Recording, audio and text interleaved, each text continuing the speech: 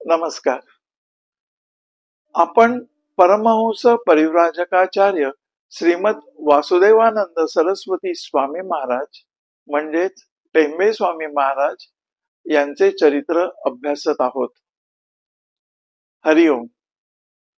रांगणागड येथील हवालदार बाबाजी पंत गाडे यांची मुलगी बायू तशी स्वरूप नव्हती, शिवाय पायानेही अधू होती.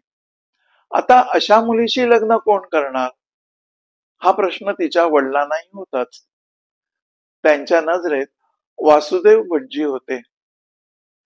म्हणून बाबाजी पंतांनी वासुदेवांचे गुरुजी उकिडवे व ओळकर यांना हे लग्न जुळवून आणण्याची गळ घातली आणि नाना कोणकर यांच्या मध्यस्थीने वासुदेव भटजींना न विचारताच मुहूर्तही ठरवून टाकला. वासुदेवांना मुलगी पसंत असल्याचे खोटेच आई रमाबाईंना सांगून लग्नही लावून दिले.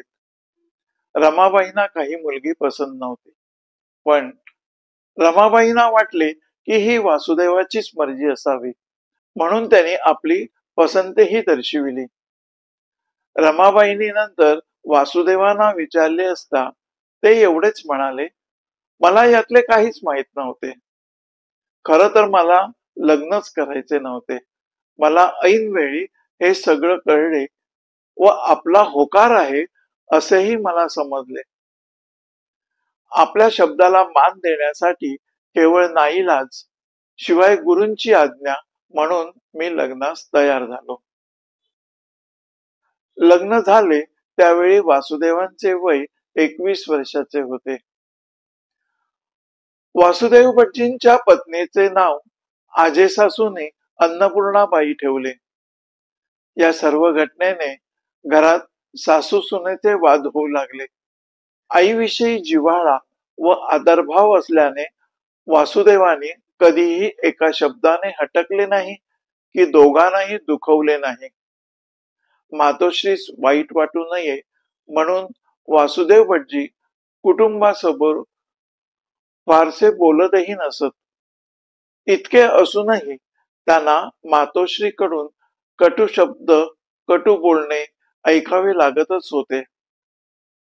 रागीट स्वभावामुळे सुनेशी सासूचे कधीच जमले नाही. त्यामुळे सुनेची ही मर्यादा ओलांडून दोघांचीही कडाक्याची भांडणं कधीतरी होतच असत.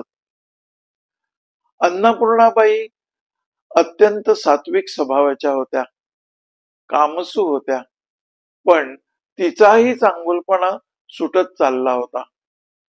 बिचारी अश्रुढाळीत कसे तरी कष्टाने दिवस कंठीत होती.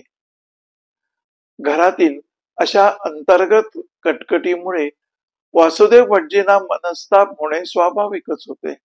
असह्य झाला की घरदार सोडून नरसोबाच्या वाडीस जाऊन राहावे असे त्यांना वारंवार वाटू लागे. आता आपण या प्रसंगातील मतितार्थ पाहू. ऋणानुबंध दुसरे काय? दुःख तर प्रत्येकाच्याच वाटेला आलेलेच असते, परंतु परमात्मा प्राप्तीच्या मार्गावर चालणारे जे सात्विक प्रवृत्तीचे असतात त्यांना ते जास्त भोगावे लागतात. ही लोक आपल्या भोवती असलेल्या सुखदुःखांचा, सुखसोयींचा लाभ सोडाच, पण त्याचा कधीही विचार करत नाही. त्यांना दुःख सहन करावे लागते. आपल्यावर आलेल्या अडचणींशी झगडावे लागते. कारण या मार्गावर चालताना पूर्वसंस्कार, प्रारब्ध हे जागृत आणि विकसित शीघ्र गतीने होत असतात. भोग हे भोगून दूर सारावेच लागते.